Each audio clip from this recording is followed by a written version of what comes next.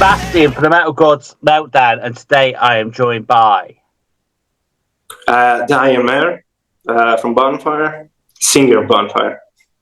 Great to be chatting to you today. Higher Ground is absolutely awesome and steeped in 80s metal vibe with a modern twist. How excited are you waiting for release day? Yeah, thank you, man. Yeah, it's hopefully it's out in a few days, on Tuesday, right? Yeah, 24th of January. And we're really positive. We are really happy about this record. It sounds pretty good. I mean, we were expecting to have something good, but not so good, maybe. No, I'm really happy about this album. And the good thing is that everybody had input in this album. I mean, Ronnie, me, Frank, Fabio, and of course, the mastermind of the band, Hans. So yeah, everything's going well, and people looking excited, and yeah, we'll see. absolutely, mate. Because I mean, Lost All Control has had mega views already. It's only been out 12 days. Have you noticed how many views you've had? I don't know. I haven't seen yet. It's high. It's really high. Well over 80,000. Yeah. Oh, I think that's not going really well. I mean, it's around 370,000 in less than 3 months, which is pretty good. It's fantastic, man. It's fantastic. Yeah. And Frontiers is doing a pretty good job. We are really happy so far. Yeah. Brilliant. So can you tell us then your favourite track on the album today and why? Oh, it's a tough question. Look, I would say that is maybe Last Uncontrolled, I would say. And also because it has this kind of vibe that gives you this kind of Queensryche stuff, like it's powerish song with some elements of Queensryche, still Bonfire, but not so much, of course. Bonfire used to be a harder band. Now it's getting more to power metal. But I don't know. There are so many good songs, and that's why it's, I'm really happy about it. But another one is Come Hell or High Water, which is a pretty good song. It sounds like kind of Black Sabbath, and more heavy, more doom style. I don't know. It's a really tough question. It's just a complete works, isn't it? I mean, you even got the obligatory ballad in there, and it's not so balladly. I can't think what it's called now, but it's fantastic song. Yeah. Fall In and Our Rise are probably my favourites today, anyway. Oh, really? Yeah. Oh. Okay. So this is incredibly the band's 40th anniversary. How amazing is it for you to be part of Bonfire history? Yeah, it's great. 19 years ago, I was. We were driving with my father, going from my birth town. I was 14 years old and driving to Thessaloniki from SEBS here in Greece. Yeah. So, he had made a tape just to make me happy. He's not even a rocker, doesn't sound to rock music, but he thought that it's a cool idea to make a tape for me, make me happy. I was just a little kid, And anyway, he put some songs there. It was Queensryche. He found something in the internet, and he put 2 songs from Bonfire. He didn't even know about this band, and he would You Make Me Feel and give it a try. And after 17 years, I became the singer of the band. So it's crazy for me. Yeah. Living a dream. Totally, man. Totally. Yeah, crazy. And now the 40 years of the anniversary it's my honor to be part of this band. And I would really be happy if Klaus would be in the band too. I mean, as a guest or whatever. But I would like to see this band with the original members and of course with us too. But unfortunately, the relations and the friendship between the members is not so that good, level. Yeah. Certainly. It is incredible, and I mean, like you say, you've only been with the band a couple of years, haven't you? So, what about other projects? What other bands are you involved with? You mean in the past or now? Now, yeah. Is it just Bonfire solely? Bonfire, yeah. So. Okay. I'm not allowed to sing for anybody else. Just for Bonfire. Fair enough. Okay. Yeah, that's how it goes. No, I'm not allowed, of course, but you can do whatever you want. I think it's normal. You can sing for everybody, and I can sing for my band, and it's really strange. But yeah, I'm not for anybody else. Can you tell us about your up and coming tour? We have 15 shows, 16 shows now. It's the Netherlands. We start with the Netherlands next Tuesday. Then we go to Germany. We have a couple of shows there. We play in Switzerland and Austria. It's 16 shows in total, and 15 shows in a row with no day off. I don't know how to make it, but especially me, because I'm really nervous about it. This tour is going to be a mess. It's chaos. For me, not for the rest of the band. Of course, they have lots of experience and they can play even 40 shows in a row, and it's not a problem for them. But for me, it's something that I'm really stressed up, and I don't know if I can make it. But it's going to be an adventure and a good experience. But yeah, we're playing these 4 countries. Of course, there are going to be announced more shows, upcoming shows after this first leg of the tour, the Higher Ground tour. Yeah. Okay, that's amazing. And what's the plans for tracks from the new album? How many do you think you're going to be able to squeeze in? 3. Just 3. Yeah. Yeah. Okay. Yeah. Hopefully you'll be able to add to that. Yeah. Yeah. Okay, so what would you say is like the worst thing about touring then? Doing this show after night, I guess. The worst thing. Okay. Last summer, it was really that was an adventure for sure. So we had a couple of shows in Romania and Serbia. 1 show in Serbia and 4 shows in Romania. So we were every day 10 to 12 hours on the road, and no sleep at all. I would say maybe 3 hours sleep. And the tour bus was broken. Everything. And I still remember that show we had in Constanța, anyway, in Romania. And we arrived 15 minutes before the show time. Right. So we were in the festival, the co-headliners, Stratovarius were the headliners, and we arrived 15 minutes before our show time. And finally, somehow, this show was pretty good. Everything went pretty good. That was one of the worst things that ever happening during a tour. What else? Maybe to be sick. I've been sick too. Yeah, but you have to make it somehow. Yeah, totally. Okay, so what's been like the highlight for you so far then with Bonfire?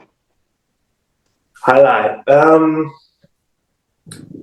meeting my heroes like Doro, like Uriah Heep. Sitting in the backstage, chatting, saying whatever experiences or whatever. That was my highlight so far. Of course, after the biggest highlight, I am the singer of the band, and I'm really happy for it. Yeah. But yeah, that's what I would say.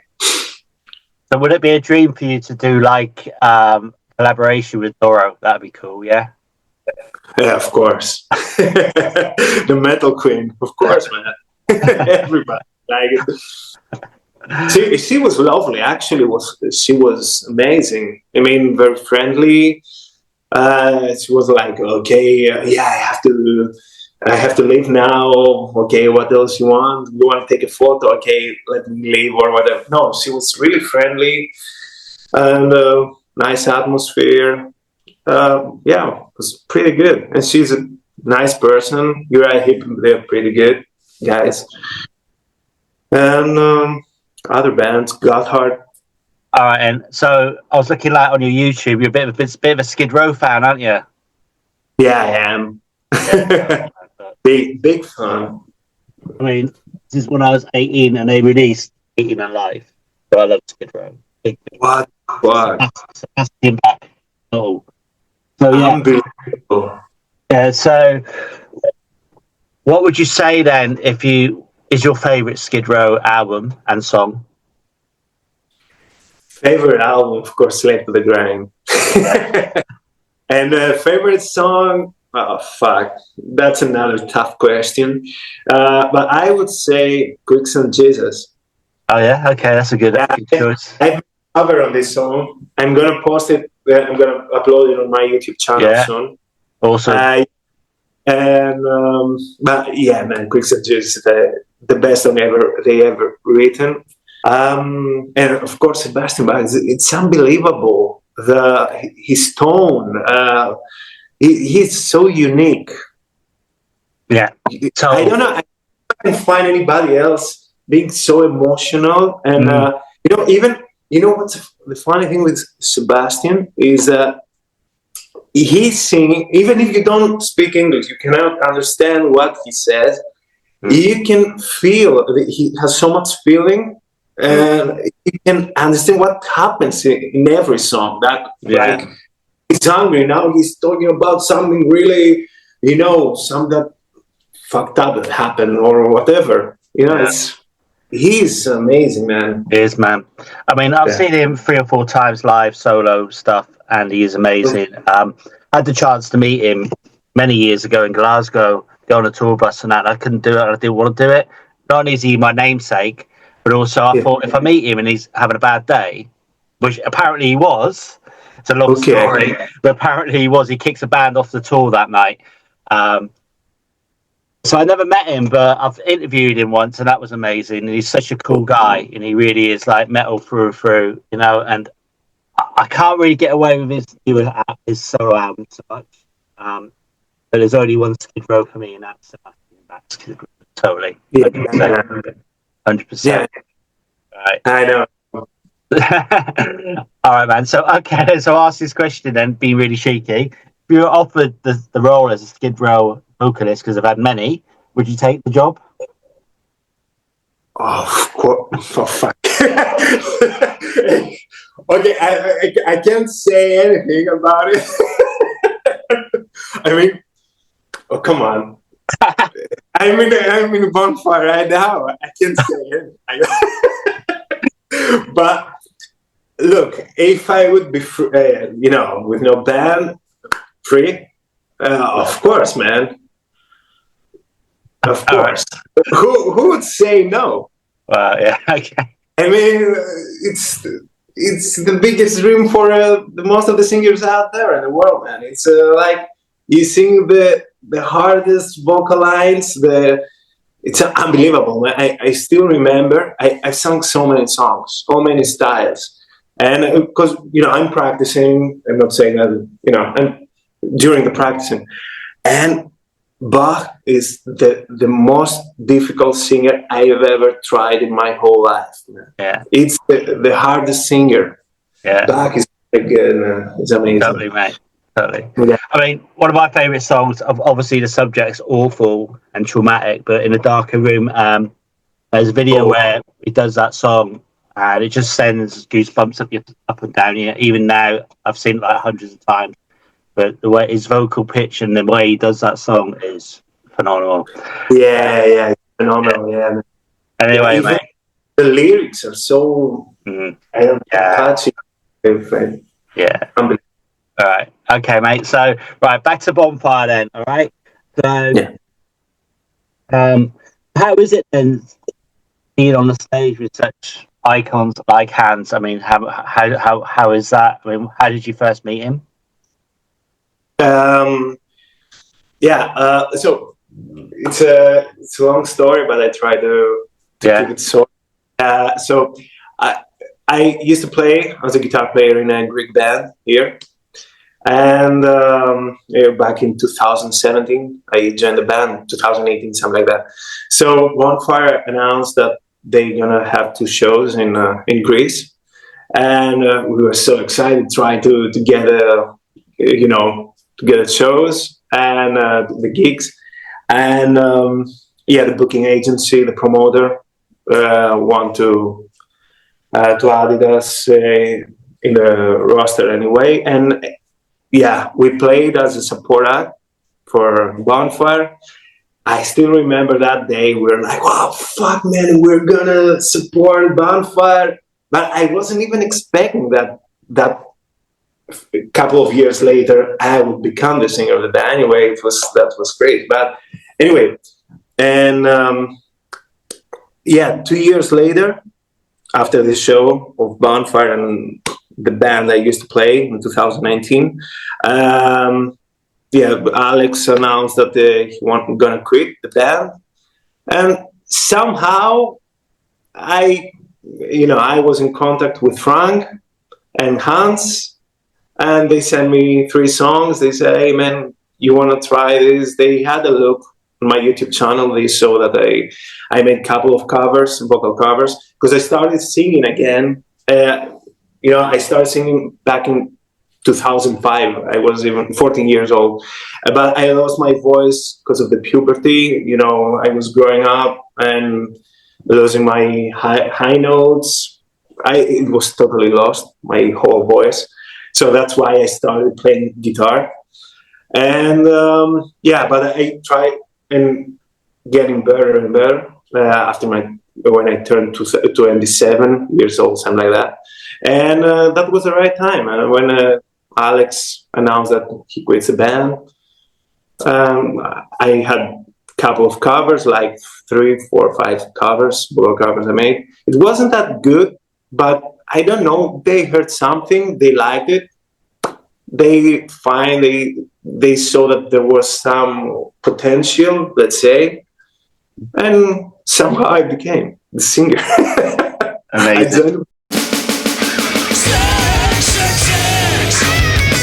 The first one, of course, I would say Rage for Order from Queensryche. It's the most favorite album. And there's a funny story behind this album. When I started listening to heavy metal, I was at that age, as I told you, 14, 13. And I met a guy who was a DJ in a local bar there in my birth town. Mm-hmm. And I remember it was Wednesday, Thursday, something like that. I went just for a beer, too young to drink, but anyway. And I remember he said, "Hey man, just wait, and then you leave, go home." Because next day I had school, I had to go to school. So he said, "Wait, you have to listen to the next one." And he played Queen of the Rye. Yeah. Man, I still remember that intro. Yeah. I really freaked out, man. I was like, this guy is my favorite. He's gonna be my favorite singer. Uh-huh. So, and Jeff Tate is the reason why I became singer, metal singer.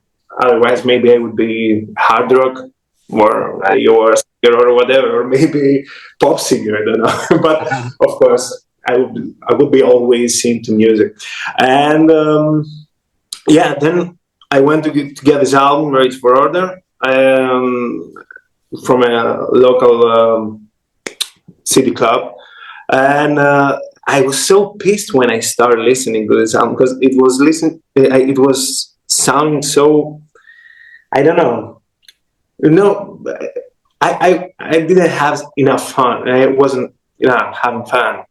It wasn't that strong, so heavy. It was more progressive, more like more. Yeah, it was somebody. It didn't make me say that's a good album, Anyway, a few years later, as I was growing up, I started feeling like, okay, there is something in this album. It's not that boring, let's say. And finally, when I turned 20 years old, something like that, I really said, okay, this is my favorite album. I love every song, every note, every second of this album. Yeah. Jeff Fade at his best. The next one is the fourth album of Toto. Okay, yeah. Yeah. Toto is my second favorite band. I mean, different style, but I love Steve Lukather. Mm-hmm. He's one of my favorite guitar players, and I don't know what to say. It's so special. Diversity in this album. It's just 10 out of 10 for me. Yeah. And production is amazing. Jeff Porcaro and Steve, it's crazy, man. And the other one is, of course, Late to the Grind. Of course. No words for that. Yeah, absolutely, mate. All right. So what about your three favourite musicians? You've sort of answered that question. Okay. I would say one of them is Chris DeGarmo. Yeah. Yeah. Of course. I really believe that he's one of the best songwriters ever happened in this genre. It's so unique, the style, how he's writing, and you can see that the band is not the same as it used to be. Once DeGarmo, decided to leave the band, everything changed and going to worse and worse and worse. And I know that it's not so good what I'm saying right now, but that's the truth, man. Yeah, I agree, 100%. Seeing Queen's right with the new singer, definitely. Yeah, not as good. Yeah. Second one, of course, as I told you, Sebastian Bach, man. The best singer in this world. For me, is all-time classic voice. He cannot bore. He has all the elements, and he was like, I would say, like an experiment. He had everything. I mean, his voice. I remember a guy that he has a YouTube channel. He said, every woman want to be with him, and every man want to be him. So, that's everything. So the best, one of the greatest voices in the world, and never happened in every genre. I mean, it's not only about hard rock, metal. It's even in pop music, even in everything. And another one, I would say, Paul Rogers. Yeah, I love it. Can agree more, mate. All right. Yeah. The 6 countries. Yeah. Okay. I would say maybe South America. Yeah. I mean, Argentina, Colombia. Mm-hmm. I don't know, like 6 countries. I mean, I would say, South America, because I know the people there are really crazy, like Greeks. Yeah. We are very similar. Yeah. Very supportive. They love, going to concerts, and they really support it. And maybe India, of course, Japan. Yeah. It's a dream. Yeah. There. USA, wherever in USA, I think it's a dream for every musician in this world. Okay, what song would you play to wake you up in the morning? Okay, I get it. I don't know. Maybe I Die Tonight. Okay. Yeah. If there was a song about your personality, a made-up song, what would it be called?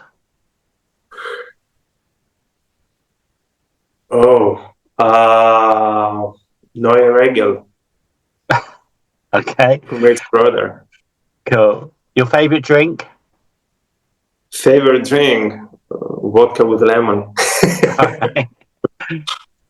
Your favorite film of all time? Oh, Interview with a Vampire. Yeah, that's good choice. Favorite food? It's a Greek one. No, Yeah. it's not. It's Slovakia. yeah, I would say not souvlaki. I would say maybe yemista. It's called yemista.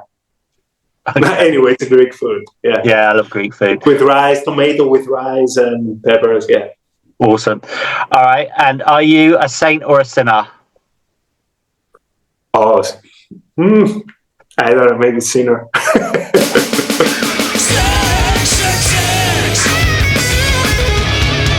Do you have any final words though for your fans, our viewers, and listeners? Yeah. First of all, thank you. Thanks for inviting me.